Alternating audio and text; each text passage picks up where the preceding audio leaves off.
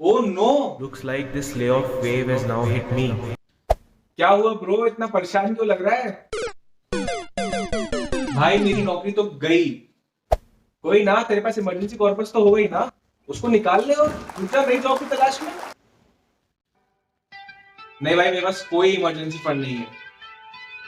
अब एक घोचू इतना प्रो इन्वेस्टर समझता है अपने आप को, वर्क फ्रॉम होम में दिन भर बैठ के फ्यूचर ऑप्शंस का ट्रेडिंग करता रहता है, और इतनी एसेंशियल इतनी बेसिक चीज तूने मिस कर दी।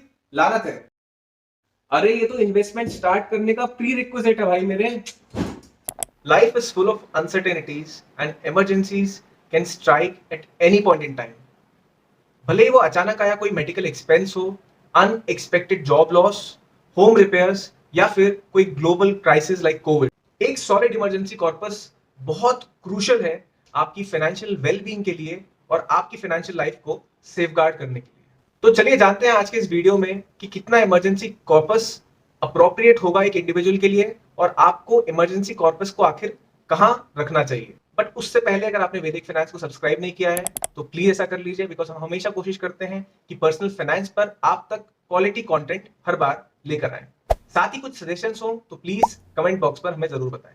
पहले जानते हैं कि इमरजेंसी फंड आखिर कहते किसको है। Emergency corpus also known as emergency fund या फिर कंटिजेंसी फंड, हम एक ऐसे अमाउंट को बोलते हैं जो कि आपने एक साथ अलग से रख दिया हो, और उस अमाउंट में से आप कभी भी कुछ भी रिटर्न्स की उम्मीद नहीं कर रहे होते हैं। वो केवल और केवल इमरजेंसी के यूज के लिए होना चाहिए, और ऐसी जगह वो रखा होना चाहिए जहां से आप इमीडिएटली इंस्टेंटली लिक्विडेट या यानी कि कैश में उसको आप कन्वर्ट कर पाए।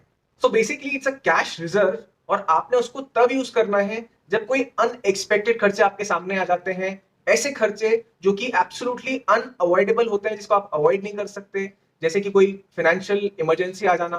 So it's basically a financial safety net that individual और अ household establishes to provide a sense of security and protect against unforeseen circumstances, instances which may occur in future. Emergency corpus का primary purpose होता है to ensure कि आपके पास readily available funds हो, और आपको credit card या कोई पर्सनल लोन पे आपको डिपेंडेंट ना होना पड़े फ्यूचर में, जब जब कोई इमरजेंसी या फिर कोई कंटिजेंसी आए, या फिर आपके लॉन्ग टर्म कोई फाइनेंशियल गोल्स हो, 20 साल की एसआईपी सेट है, 25 साल की एसआईपी सेट है, रिटायरमेंट प्लानिंग की एसआईपी सेट है, तो आपको पैसा वहां से लिक्विडेट ना करना पड़े और आपका काम जो है शॉर्ट टर्म में चल जाए। So basically it serves as a buffer to help you cover unexpected medical expenses, job loss, car repair, home repairs, or any other financial needs for that matter that may arise in future. And अगर आप सोच रहे हैं कि credit card या फिर personal loan etcetera use करके आप इस सिचुएशन को संभाल सकते हैं, आप हैंडल कर सकते हैं सिचुएशन को, तो to a certain extent you are absolutely right. लेकिन वो कोई स्मार्ट मनी मैनेजमेंट नहीं हुआ।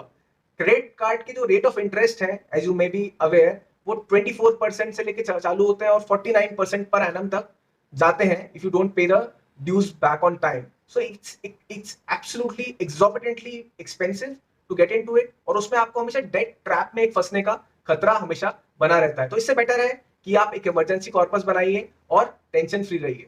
तो हर इंडिविजुअल का emergency corpus calculation will be very different and it depends on person to person.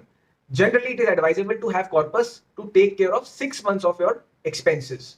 6 महीने तक के आपके खर्चे बिना किसी रुकावट के चल जाने चाहिए। इतना अमाउंट आपके बैंक अकाउंट में या फिर आपका ऐसे एसेट में होना चाहिए जो कि आप इंस्टेंटली लिक्विडेट कर पाए। मतलब फॉर एग्जांपल, अगर 50,000 रुपीज पर मंथ आपके फिक्स्ड एक्सपेंसेस हैं, तो 3 lakh rupees, 50,000 rupees into 6 months of your expenses, यानी कि 3 लाख रुपए आपके स्वीपेबल एफडी में या फिर लिक्विड फंड में होना ही चाहिए। सो दैट ये इंस्ट्रूमेंट इसलिए बोल रहा हूं क्योंकि वहां से आप तुरंत इंस्टेंटली विड्रॉ कर सकते हैं। आपको कोई एग्जिट लोड चार्ज नहीं लगता इसके केस में। In case of liquid funds, yes, 7 days का एग्जिट लोड पीरियड होता है, लेकिन आप 7 डेज के बाद पैसा कभी भी रिडीम करें विदाउट पेइंग एनी पेनाल्टी। आपको उस पर कोई भी पेनाल्टी, कोई भी एग्जिट लोड चार्जेस नहीं होते। सिमिलरली आपको स्वीप इन एफडी में भी कोई पेनाल्टी नहीं लगती।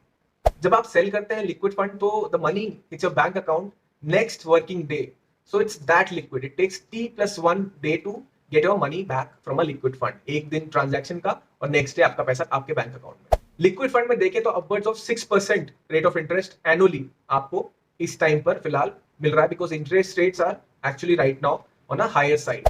लिक्विड फंड ले तो ये देखिए कि किसी बड़े फंड हाउस का आप हमेशा लिक्विड फंड लें, जैसे कि एसबीआई हुआ, आईसीआईसीआई हुआ, एचडीएफसी एक्सेट्रा, जहां पर एक substantial amount of AUM, asset under management, उस फंड हाउस का उस स्कीम में होना चाहिए। Liquid funds are designed to provide you safety of principal and liquidity at the same time and a modest return. Hence, they are often viewed as substitutes for short-term bank deposits. लेकिन यहाँ पे ये मुद्दा नहीं है, आपको emergency corpus के case में लिक्विड फंड हो या फिर फिक्स डिपॉजिट हो, आप कहीं भी पैसा रखिए, आपको वहां पे रिटर्न्स तो देखना ही नहीं चाहिए। यहाँ पे आपकी जो फर्स्ट प्रायोरिटी होना चाहिए should be high liquidity of your money with safety. तो my request to all my viewers कि 6 महीने का खर्चा आप एक लिक्विड फंड में डाल दीजिए। एक साथ आपके पास पैसा नहीं हो तो आप आरडी चालू कर दीजिए या फिर एसआईपी चालू कर दीजिए लिक्विड फंड में, एक आईसीआईसीआई प्रूडेंशियल लिक्विड फंड या फिर एसबीआई लिक्विड फंड लेके आप उसमें एक एसआईपी चालू कर दीजिए, सो दैट धीरे धीरे धीरे करके आपका वो एक इमरजेंसी कॉर्पस बन जाए, एक फाइनेंशियल सिक्योरिटी बन जाए। और एक ये बहुत इंपॉर्टेंट चीज है, आप इसको एक फाइनेंशियल गोल की तरह इसको लीजिए और आप इसको प्लीज इंश्योर करिए कि आप इसको फुलफिल करें। आज के लिए बस इतना ही फ्रेंड्स। वीडियो ठीक लगा तो लाइक करिए, चैनल को सब्सक्राइब करिए। Thank you so much for watching. Bye bye, see you.